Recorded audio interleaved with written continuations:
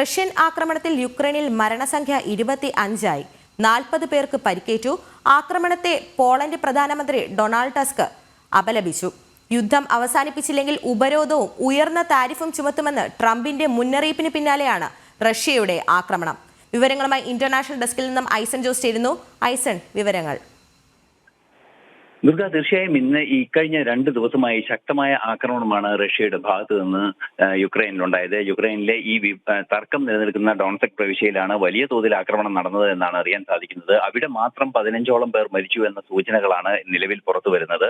മാത്രമല്ല, നേരത്തെ സൂചിപ്പിച്ചതുപോലെ 25ലേറെ പേരുടെ മരണം സംഭവിച്ചിട്ടുണ്ട് എന്നാണ് പല വാർത്താ ഏജൻസികളും റിപ്പോർട്ട് ചെയ്യുന്നതെങ്കിലും വ്യക്തമായൊരു സ്ഥിരീകരണം ഇത് സംബന്ധിച്ച് ഇനിയും ഉണ്ടായിട്ടില്ല എന്നതാണ് ഏറെ ഗൗരവമേറിയ ഒരു വസ്തുത. നേരത്തെ സൂചിപ്പിച്ചതുപോലെ ശക്തമായൊരു നിലപാട് അമേരിക്കയുടെ ഭാഗത്ത് നിന്ന് ഉണ്ടാവുകയും അമേരിക്കയുടെ ഭാഗത്ത് നിന്ന് ഉപരോധം ഏർപ്പെടുത്തുകയും അതുപോലെ തന്നെ ഉയർന്ന താരിഫ് ഏർപ്പെടുത്തുകയും ചെയ്യുമെന്ന മുന്നറിയിപ്പ് നൽകിയതിന്റെ തൊട്ടു പിന്നാലെയാണ് യുക്രൈനിൽ ആക്രമണം നടന്നത് എന്നത് ഏറെ ശ്രദ്ധേയമായ ഒരു കാര്യമായി അന്താരാഷ്ട്ര നിരീക്ഷകരെല്ലാം തന്നെ ചൂണ്ടിക്കാണിക്കുന്നുണ്ട്.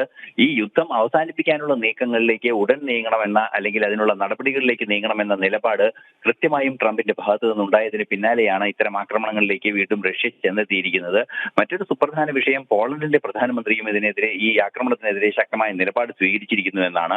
നമുക്കറിയാവുന്നതാണ്, യുക്രൈനെ യൂറോപ്യൻ രാജ്യങ്ങളിലെ പിന്തുണ വർദ്ധിക്കുന്ന ഒരു സാഹചര്യമുണ്ട്. യൂറോപ്യൻ രാജ്യങ്ങൾ റഷ്യക്കെതിരായ നിലപാടുകളിലേക്ക് നീങ്ങുന്ന ഒരു പശ്ചാത്തലം നിലനിൽക്കുന്ന സാഹചര്യത്തിൽ ഗൗരവമേറിയ ഒരു വിഷയമായി അന്താരാഷ്ട്ര തലത്തിൽ ഈ ആക്രമണം ഉയർന്നു വരുന്നു എന്ന് തന്നെയാണ് മനസ്സിലാക്കാൻ സാധിക്കുന്നത്. ശരി, ഐസൺ ജോസ് ആണ് വിവരങ്ങൾ പങ്കുവച്ചത്.